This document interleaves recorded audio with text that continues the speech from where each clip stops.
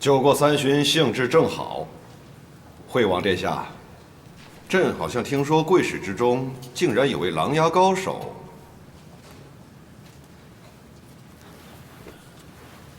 这是表弟拓跋宇，我国中瀚海王第3子，由小王姑母锦贤长公主所出，今年琅琊高手榜上兀居第5。果然是气度不凡呐！朕久居深宫，见识不广，身边的人呐也都是井底之蛙。哼，今日你我宾主尽欢，又有如此人物，不妨为宴饮助兴，彼此切磋一下如何啊？既然陛下有此雅兴，小王岂敢推辞？谢陛下。谢殿下。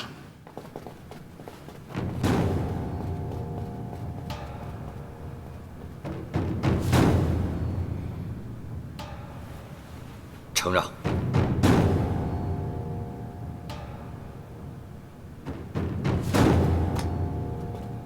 请。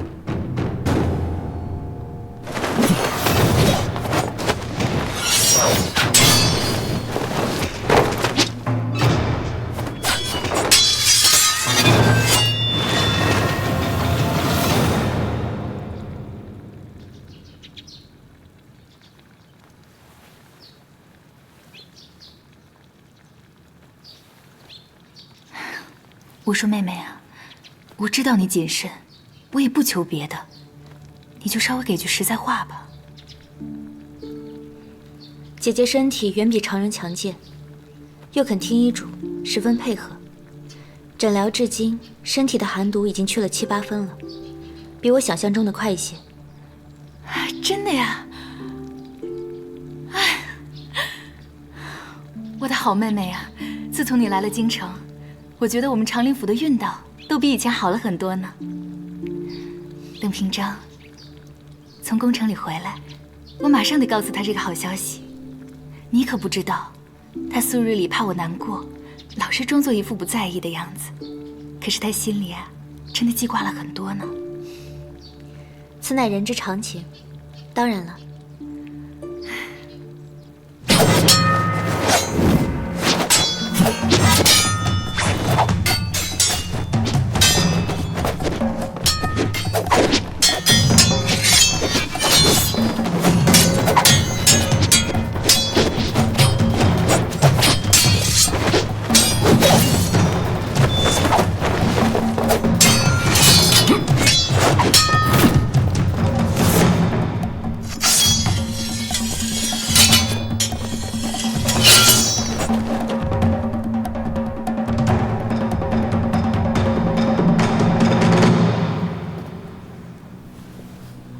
承让。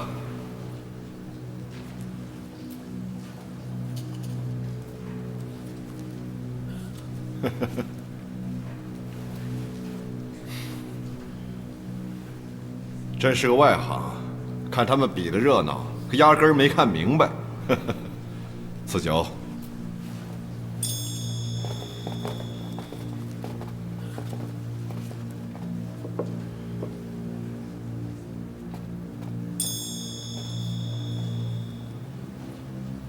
哎，你自诩眼光好，说说谁赢了？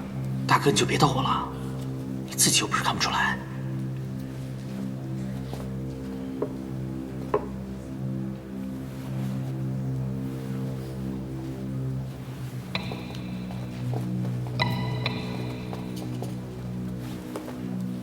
大梁陛下，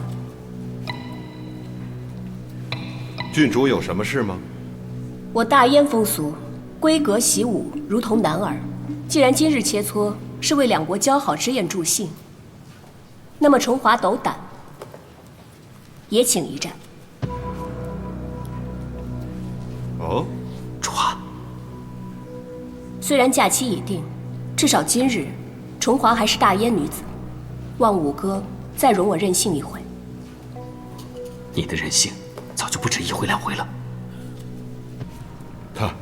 这也不是什么大事，只不过朕这个大统领啊，一向鲁莽，郡主乃皇家贵女，这万一动起手来，这大统领一战之后，想必劳累，自然不敢继续叨扰。听闻长陵二公子曾在狼牙山学艺，崇华甚为向往，借此良机，不知可否请教一二？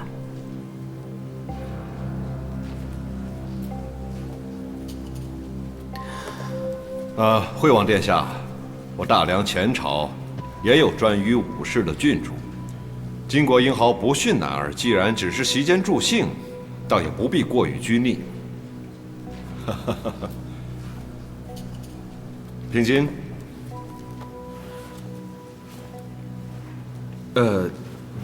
陛下，陛下知道，平津身上有伤未愈，不宜出战。君主若是想要切磋的话，也不急在今日，将来联姻之后，机会想必也少不了。崇华听说大梁风俗，教导女儿柔顺为先。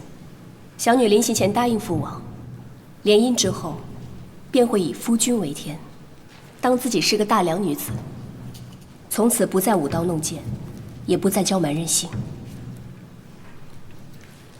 请长陵世子放心，崇华出手向来很有分寸，不过想要讨教狼牙学艺而已，绝对不会出手伤人。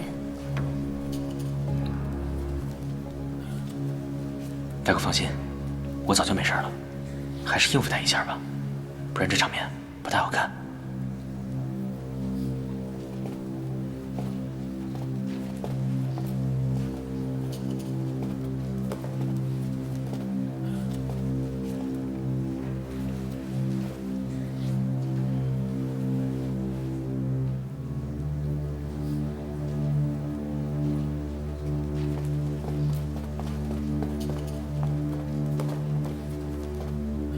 请。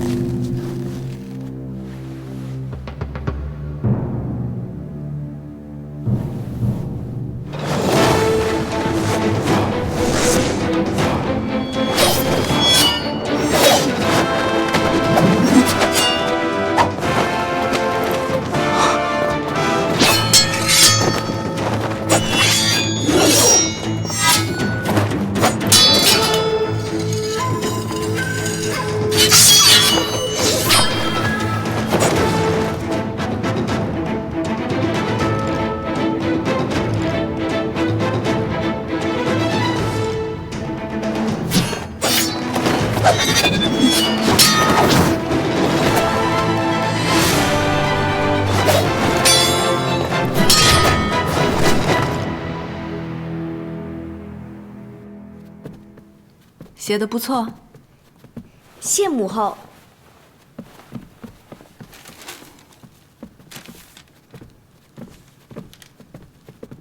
咳嗽还没好透呢，就想着玩儿。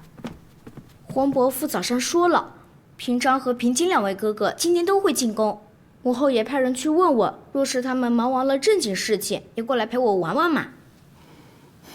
好吧，去一仙殿外头打听着，若是散了，就说太子召见长林府的2位公子。是。谢母后。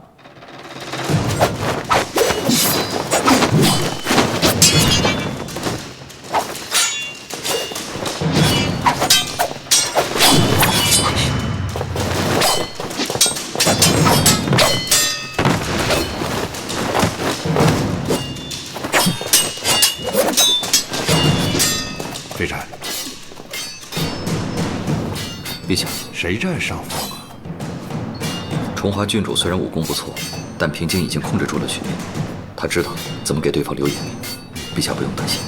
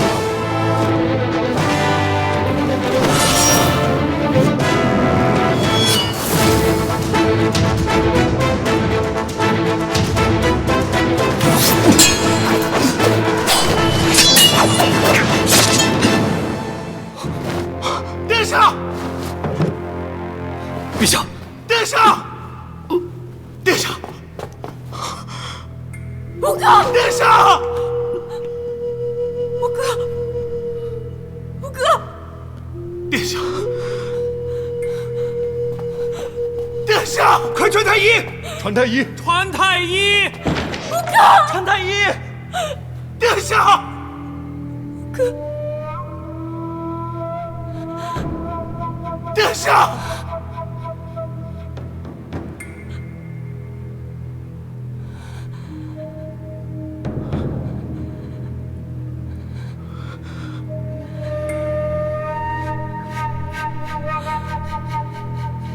我五哥为结盟而来，心怀善意，纵使长林府不愿和谈，也不必下此毒手啊！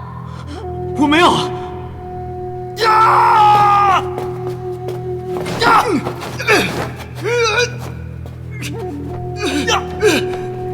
周八公子，你冷静，你冷静！愤怒是解决不了问题的。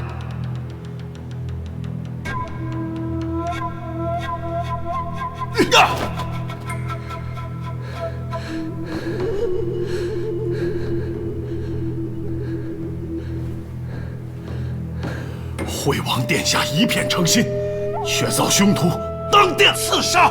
陛下若是不给个交代，这桩血仇，大燕国世代不忘。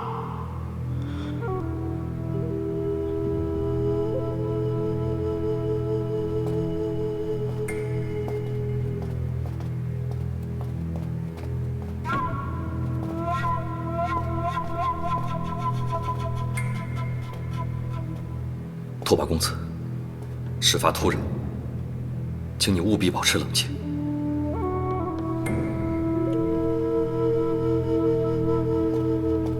陛下，众目睽睽之下，先安抚为妙。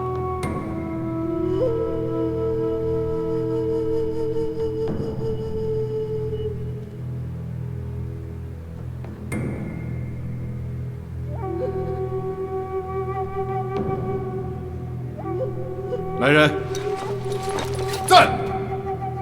萧平津行事鲁莽，立即拘押，先囚禁在刑部天牢，容后详查。是。陛下明弃我等远离故国，无缘无义。凶徒如此大恶，只是拘押吗？呀！拓跋公子，拓跋公子，陛下已经答应给你一个交代了。当务之急，应该先给惠王一个好的安置。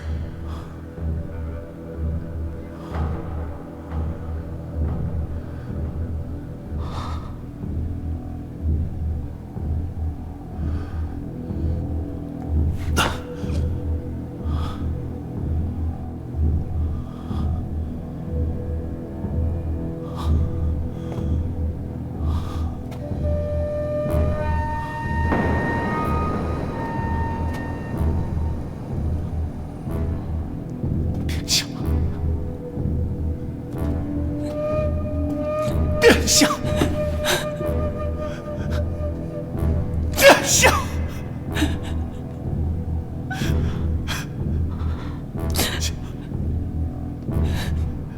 殿下，萧平京杀了惠王，不可能吧？具体情形，奴才也不知。幸好太子没有去。北燕不愧是尚武之国，彼此争斗厮杀起来这般血腥惨烈。这个结果，我可没想到。接下来该如何行事？请师父吩咐。事发突然，先不要轻举妄动，继续打探消息，谨慎些就是了。是。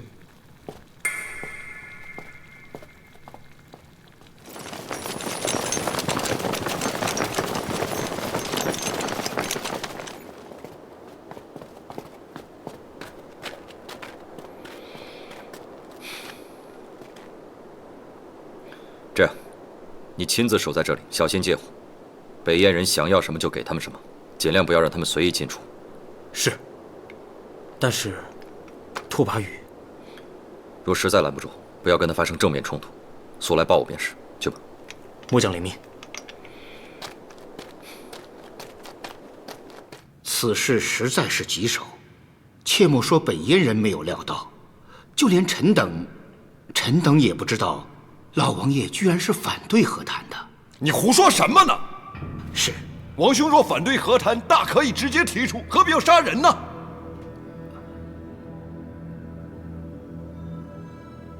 今日之事分明就是个意外。是，陛下英明，臣也相信，这纯粹是意外。但是惠王血淋淋的尸首摆在那里。恐怕北燕人是不会甘心承认是意外的。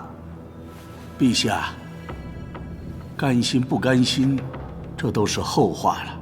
眼下最麻烦的是，没有一个人可以商谈。拓跋宇出身虽高，可他在朝廷没有职务，只是随行护卫。崇华郡主又是女流，而且一口咬定二公子是故意杀人。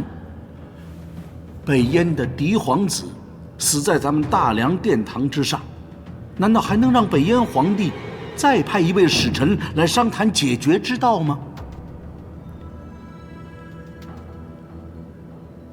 唉，本来是一件饮宴助兴之事，怎么就变成了这样子呢？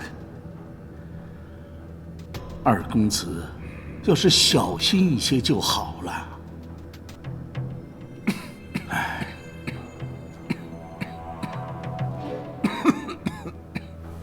陛下，诸位大人，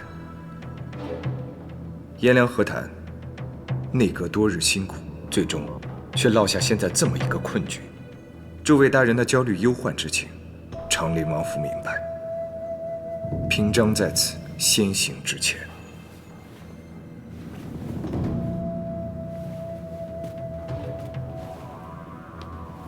陛下相信平京不是故意为之，臣不胜感激。但若说此事完全是意外，恐怕不能现在就下此定论。平章，你的意思是？臣觉得这么大的事，各种可能性都要考虑，不好轻易推断。如果陛下恩准的话，臣想先去看看平津。去吧，平津只是举家不进探视，你尽管去。谢陛下。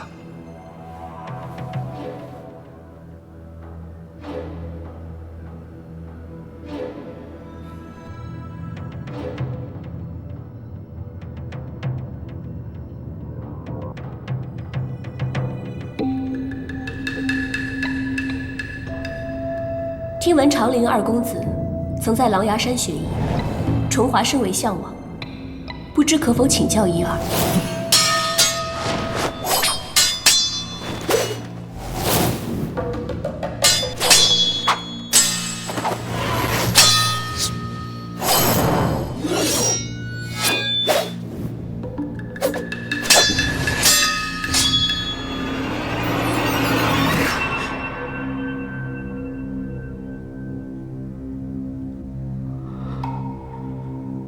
可他这么做，到底是为什么呢？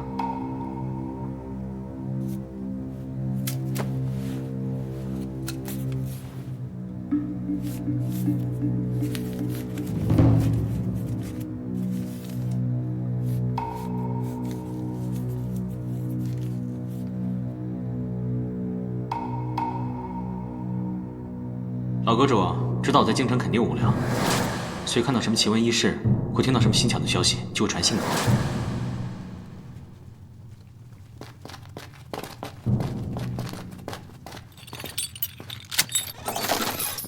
世子爷小心。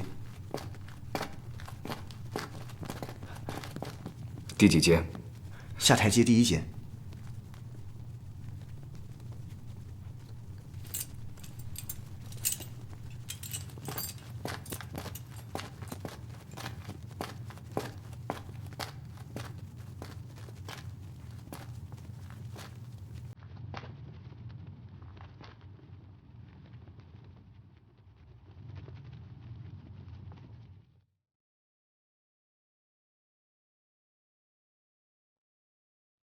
大哥，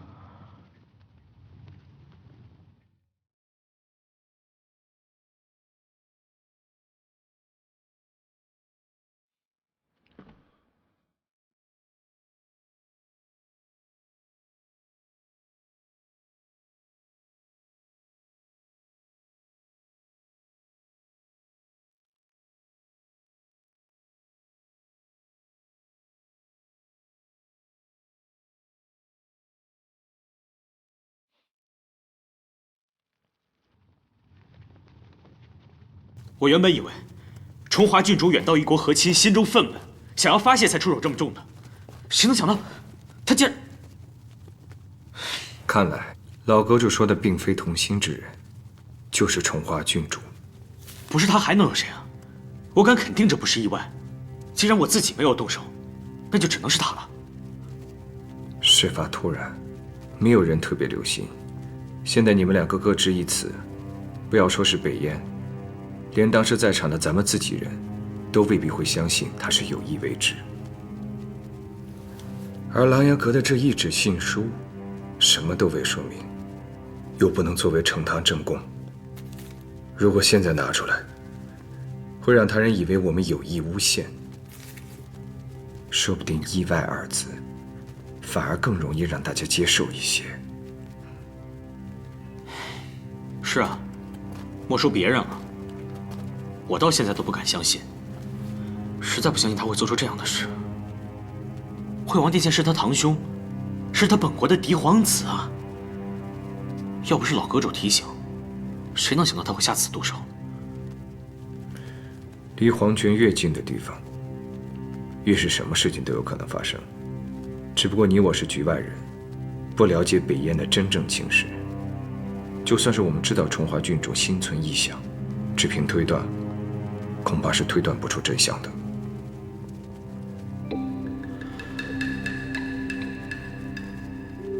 那拓跋宇应该是局内之人吧？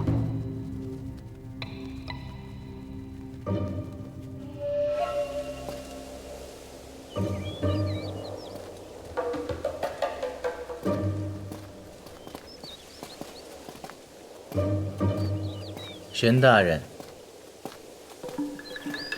上师，上师此刻前来，若是为了刚才朝阳殿上发生的事情，恐怕最终要失望的。我与春花郡主这一战，甚至都不是由我主动提出的。拓跋宇只要冷静下来，自然能想明白事情没有那么简单。惠王殿下在北燕有什么敌人？他的敌人可能做到哪一步？拓跋宇肯定比我们更清楚。如果我们能和拓跋宇认真的谈，大哥，怎么了？恐怕关键并不在于事实如何，也不在于拓跋宇最终会相信什么。平静，惠王这一死，无论他在国内的政敌是谁，这个人现在已经赢了。已经赢了？你想，惠王是即将被册封的太子，他死后，北燕的局势势必失衡。无论最后是谁掌握大权，那个人所顾及的，只可能是他自己的利益，而不是惠王之死的真相。至于他将来会如何利用这个事件，我们更加无法推断。反正有一点，却是可以肯定的，反正不会对我们大梁有利。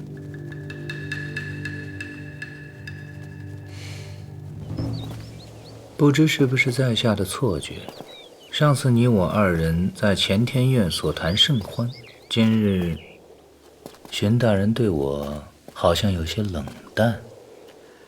上次老夫有些急躁，幸好飞展的话提醒了我。玄大统领的话，连段同舟这样的高手，上师都能任意驱使，看来上师比老夫想象的还要不凡呢。可是左思右想，怎么都不相信上师突然介入朝局纷争，只是为了报答娘娘的知遇之恩。我荀白水并非轻易结盟之人，不然我不会走到今天这个位置了。如若上师不能对我开诚布公的话，恐怕今后咱们的合作很难继续下去了。哼。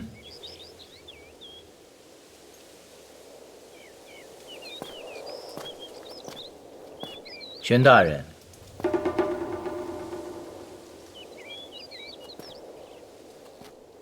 看来在下今日不得不和大人交个底了。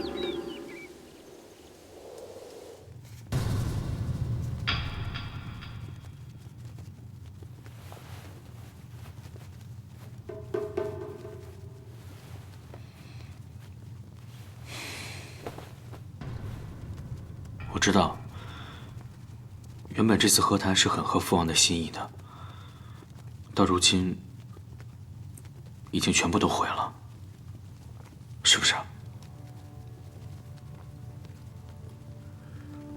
惠王殿下是定约之人，他这一死，自然全都废了。接下来的情势也是不容乐观。内阁朝臣们辛苦了这么久，有些怨言也是可以理解的。我原本有很多机会可以看到这张字条，可我怎么……我要是再小心一些就好了。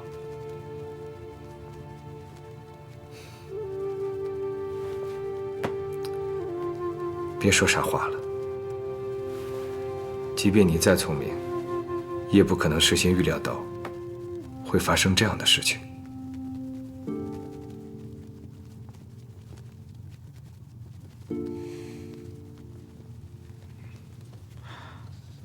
那大哥，我们接下来该怎么办？众所周知，陛下与皇后娘娘不同，她并不信奉在下的白神教。虽然在下出入宫廷有上师之尊，但在陛下眼中，我只不过是一个为他调理喘息的术士而已。听起来，上师好像有些不大甘心。在下自负通天道，善谋断，胸中有才，但就是因为这个术士的身份，在当今陛下的朝堂之上，恐怕难以有所施展。自古风云大业，至伟莫过于扶助新君。既然皇后娘娘肯赏识在下，在下只想抓住这个机会，为太子的江山立下不世之功，以及将来可以得到真正的国师之位。你的目标是国师之位？荀大人觉得在下所图有些荒唐？仔细想想，也没有什么不可能的。长林王也不是一个信教之人，只要他权柄在握，在下就是有再大的雄心，恐怕也只能化为泡影。就这一点而言，在下和荀大人的目标，难道不是完全一致吗？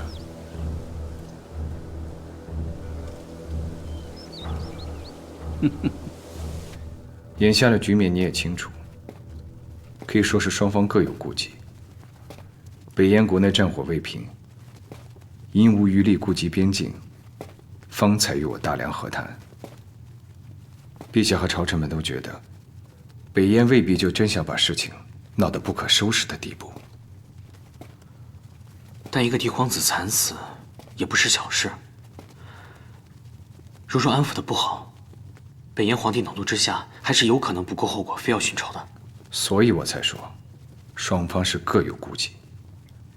陛下素来心情温平，对你又有维护之心。虽然他并未明言，但据我猜测，他更愿意大家默认惠王之死乃是意外，先把事件平息下去。可惠王到底是血溅宫城，死在了大梁的殿堂之上。单纯就这事而言，我们这边怎么看都显得有些理亏。陛下若存了安抚之意，又岂能不对北燕退让几分？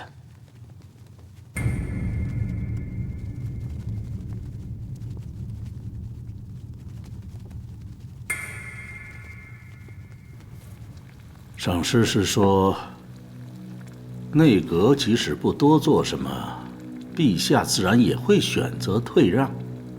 这就是一件说不清楚的无头公案，强争下去后果难料。事态一旦恶化，萧平京的罪责只会更加严重。陛下选择退让，无非就是要维护这位长林二公子。老王爷有爱子之心，又最明白陛下的心思，所以断然不会反对。可我们大梁选择退让，不就相当于向外人告知是我们的过错吗？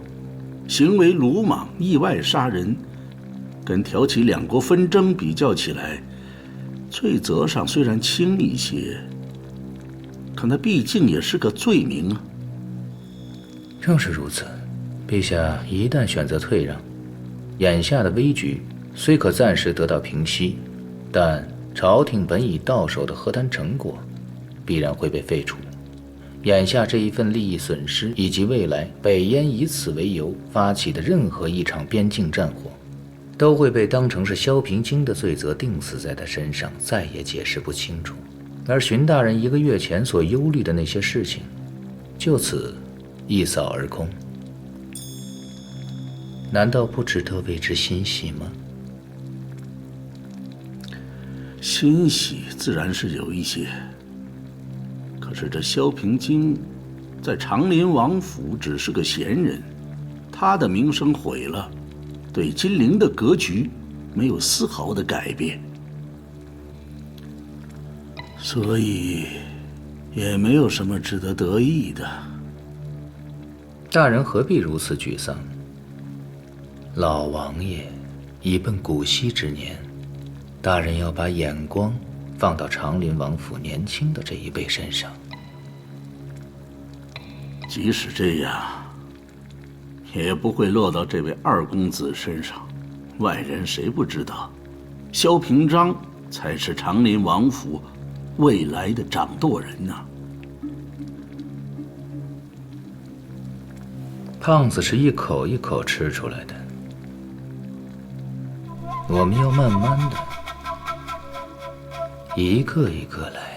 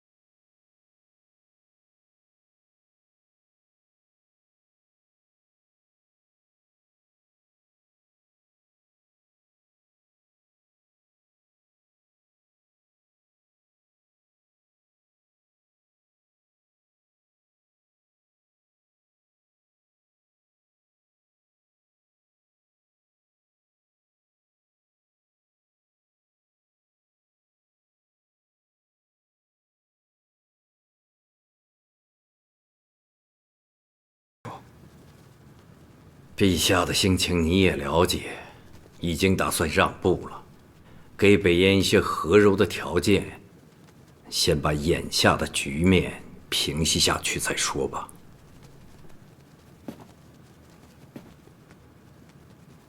不，我不同意。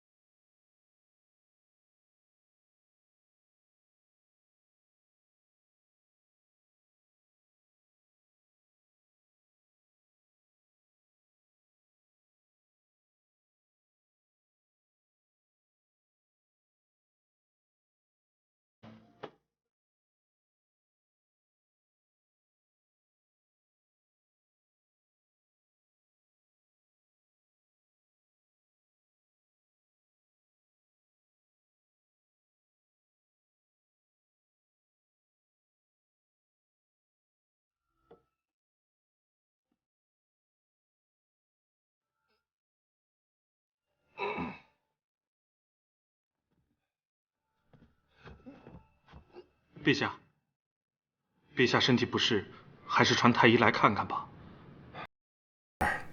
起得急了些了。今日和朝臣们还有要事相商。更衣。是。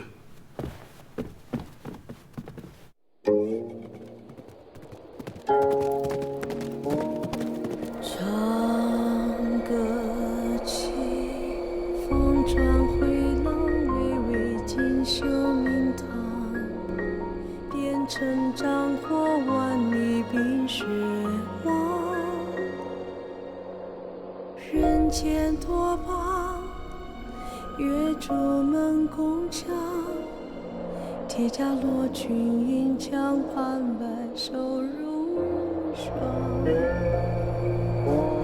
愿许天涯，携手再无思量，烈酒当饮今生。